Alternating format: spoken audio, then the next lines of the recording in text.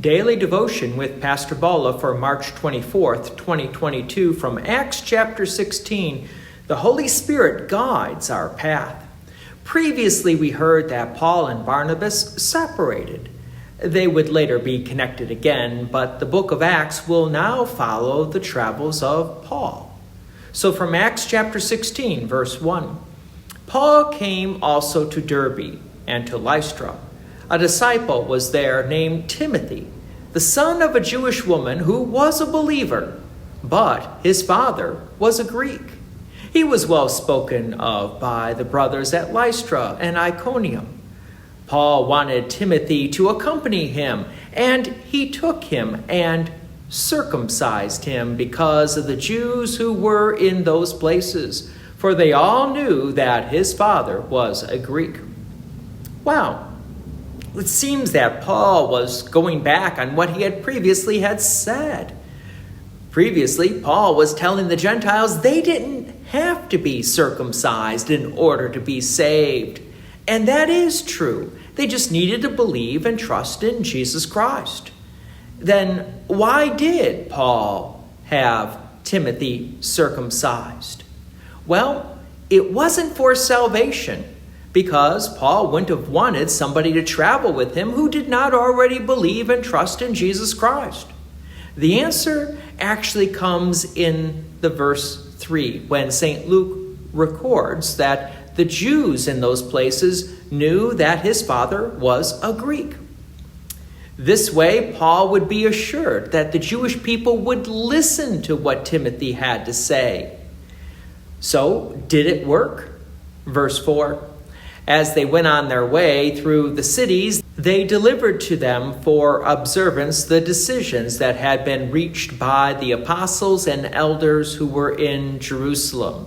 So the churches were strengthened in the faith, and they increased in numbers daily. Yes, the churches were strengthened, and their numbers increased. But if Timothy was not circumcised, I'm sure that would have created a little bit of dissension amongst the Jewish believers.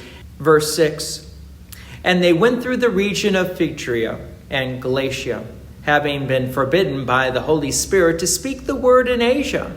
And when they had come up to Mysia, they attempted to go into Bithynia, but the Spirit of Jesus did not allow them.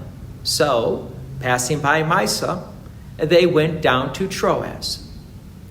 So how does the Holy Spirit say no to Paul and Timothy, like, don't go in this particular area? Well, we don't have all the details. We just know it just didn't work out.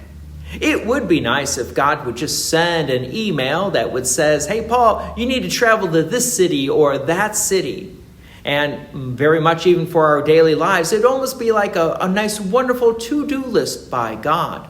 But instead, God works through other means. So if things don't go the way that we initially planned for them to go, well, it may have been because the Holy Spirit wanted us to do something different.